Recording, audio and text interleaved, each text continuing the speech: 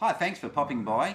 I just want to give you an update on what's happening with my bicycles. I've done quite a few Lotus videos recently, but the trouble is I've had a bit of bike trouble at the moment, and what it is my Bottecchia was actually vandalised whilst it was locked up when I went to the doctors.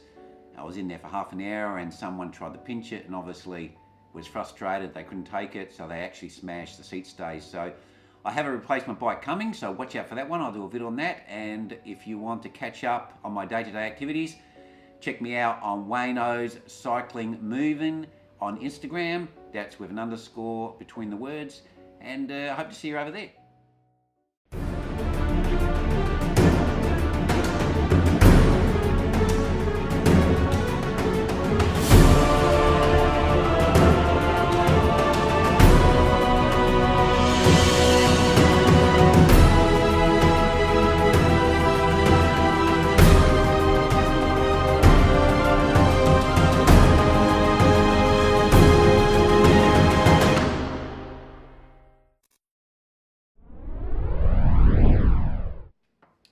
Okay, what we're going to talk about today is cassettes on the back of your bike, putting easier gears on your bike.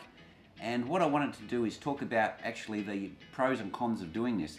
So what we're going to do is we're going to have a look at the bike. We're going to have a look at what's the difference between, say, 1123, 1125, 1128, 1132 and 1136.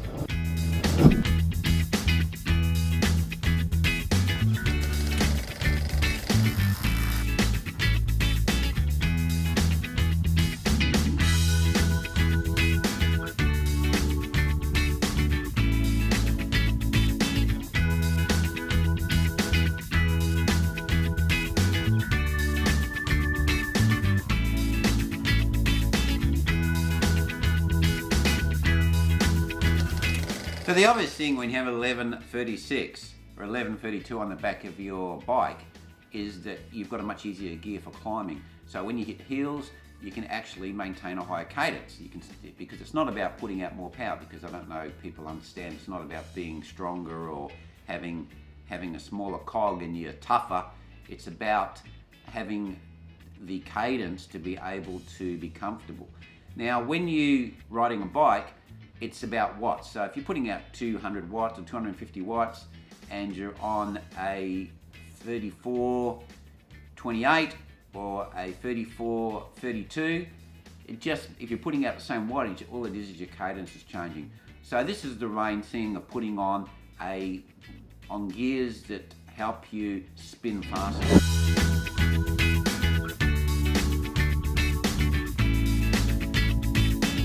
So what does this actually do when you're riding a bike? Now, if you're in a 3428, okay, you've got a certain cadence. Now, if you had 1128 on the back of the bike, you would actually be in the gear that is closest to your hub or to your spokes. So you have a bit of cross training. And usually when you're in this gear, you're putting the transmission at its extremities. So you might even have some rub on the front derailleur. Even if you've got it adjusted properly, the chain is actually not straight. It's being bent. So you're putting extra stress on your chain. Yes, you've got that 28 gear. Now, if you had it 1132 or 1136 on, you can still be in that 28 gear or a gear that's very close to 28. And what will happen is your chain will be 1 or 2 cogs down, so it hasn't got the same angle. It's a much straighter drivetrain, so you're getting more efficiency, and you've also obviously got some in reserve. So it's not about having granny gears on your bike, because you don't actually have to use that easiest gear, and your chain will be in a straighter line, and you're getting more efficiency, and you're not putting the transmission at its extremities.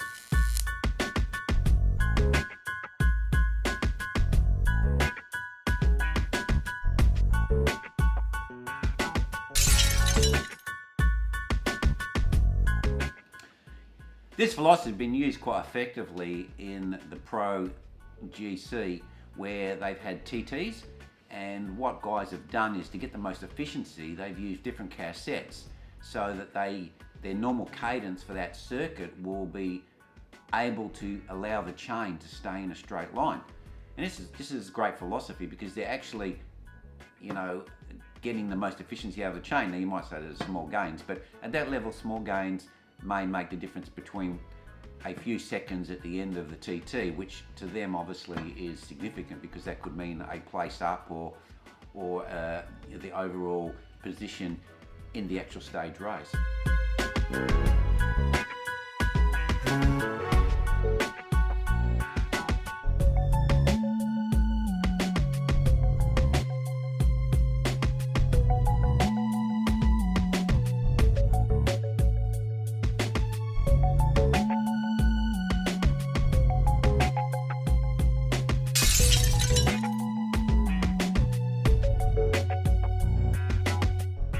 Okay, so we've talked about pretty much the most obvious things we have with having a bigger cassette on the back. Basically we can have a straighter line chain, we've got easier gears, so if you're going up a steeper hill, we can maintain the same cadence. But let's just drill a little bit deeper into what can be the pros and cons of having a bigger cassette on. Now one of the pros is that when you're changing gears, if you have to change quickly, you don't have to push as many steps across the cog. So if you're going 3 steps, you're actually having a bigger gear shift than you would if you had basically a straight cut cassette, or a cassette that has 1 tooth increments all the way through. You would have to push that chain across the whole cassette much further to get that same gear difference. And sometimes that's a bit of a pain, you know, like when you hit a steep, you come off a downhill and then you hit like a steep hill, you have to really get into those easier gears quickly, otherwise you just lose momentum. So that is actually a pro. Another pro is, as I said, you can maintain a straighter chain, because what it will do is it will, if you're just say like in the 34 or 39, whatever that may be, you may actually run, if you're riding around about that 32k, you may actually be over one side of the cassette. And I found this at that type of speed, especially when you run a compact, you're in the small ring, and you seem to be always over towards the little cog at the back. And then when you go to the big ring, you tend to be, you haven't got that straight line chain at that speed. But when you go to a bigger cassette, you tend to sit more in the middle because the increments are bigger. You don't have to move across the cassette so far to get that right cadence that feels comfortable.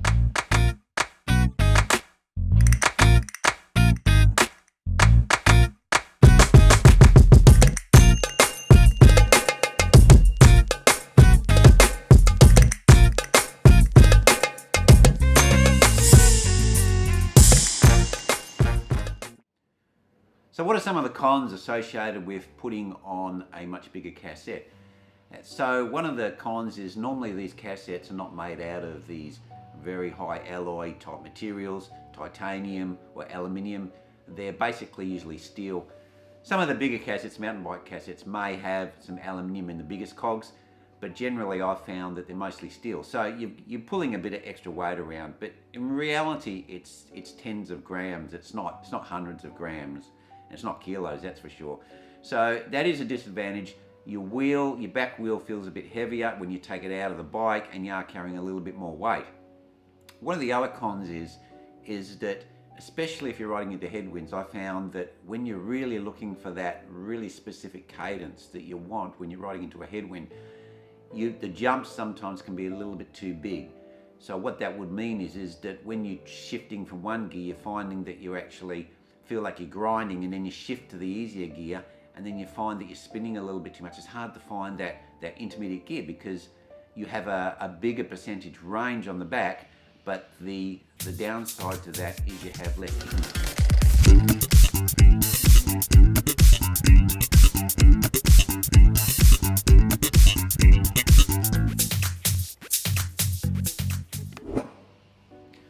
Overall, I find having a bigger cassette really nice, because especially for general riding, because it's okay to have your 1125s or 1128s and you go on your group ride and you're getting the aero drafting and you're pushing, and it's a bit of a speed, a speed outing, and normally you take that bike out when it's good conditions, you haven't got massive headwinds or whatever, and even still you get a lot of drafting, so the whole group maintains a high speed, and those type of cassettes can work well in those applications.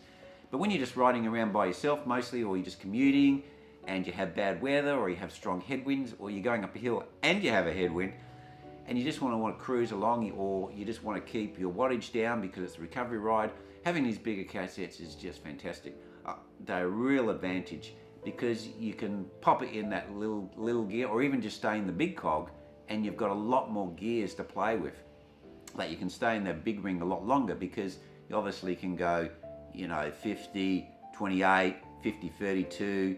I wouldn't recommend 50, 36 because you're cross chaining. But if you was on, let's say, a 28, you may only have like a 26 or a 24, and then you've got to go to your little ring and you've got to change your front ring a lot more.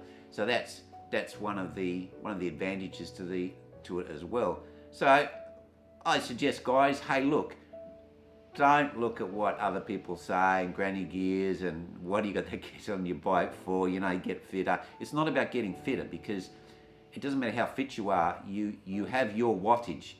All it's doing is changing your cadence. You're not changing your wattage. If you're doing 200 watts at 70 cadence and you're doing 200 watts at 80 cadence, it's the same output of power.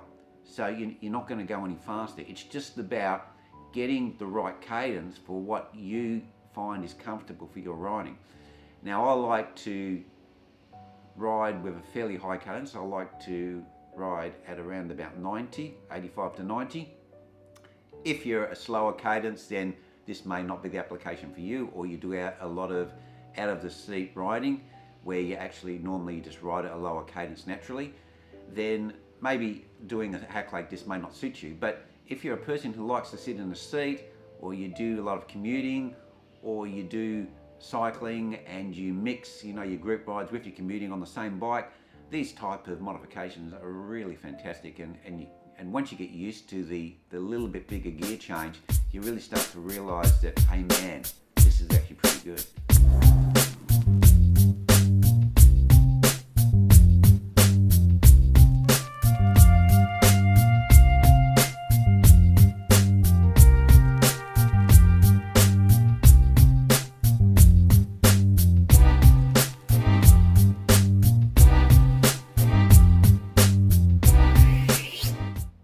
So that's it for today, guys. Glad you popped in and learnt maybe a little bit more information about cassettes, 1128s, 1132s, 1136s, and how that may impact your riding or improve your riding. And I'll catch you next vid, guys. So take it easy. See you later.